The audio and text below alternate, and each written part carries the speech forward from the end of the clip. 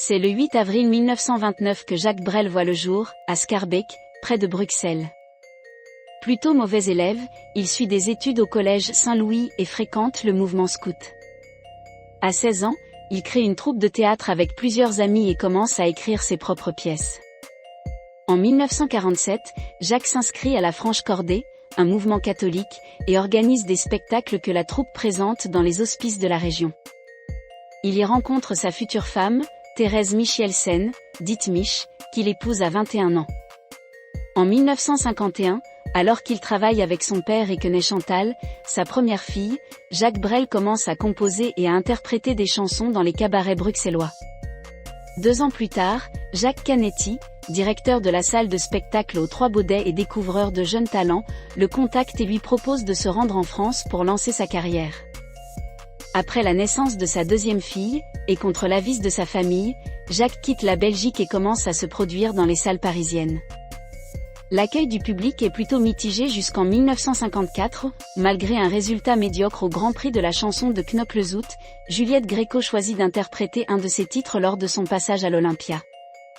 En 1955, Brel rencontre Georges Pasquier, alias Jojo, qui deviendra son régisseur et l'un de ses plus fidèles compagnons.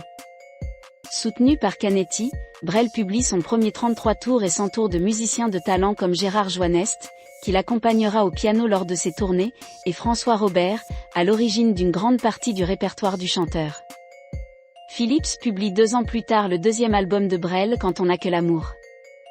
Le succès est immédiat, Jacques reçoit le Grand Prix de l'Académie Charles Cros et entame une série de concerts à l'Olympia en première partie de Philippe Clay.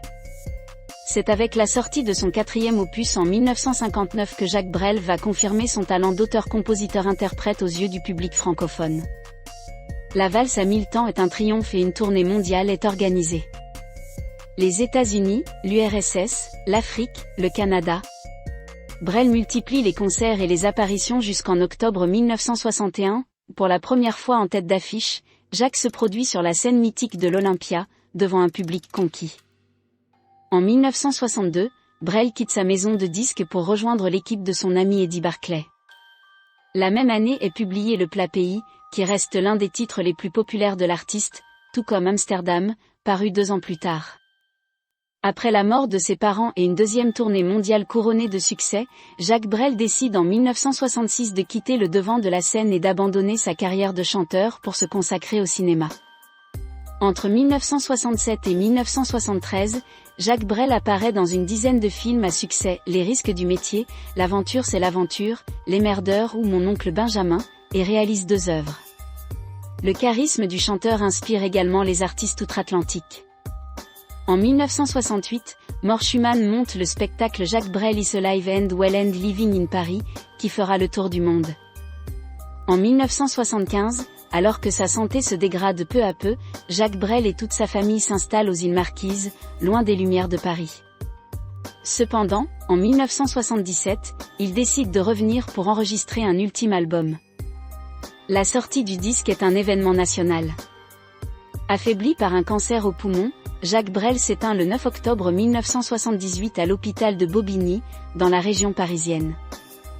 Afin de célébrer le talent de cet artiste hors du commun 25 ans après sa disparition, la famille de Jacques Brel publie en 2003 un recueil de 40 titres. Brel Infiniment rassemble les plus grands succès du chanteur, dont 5 chansons inédites.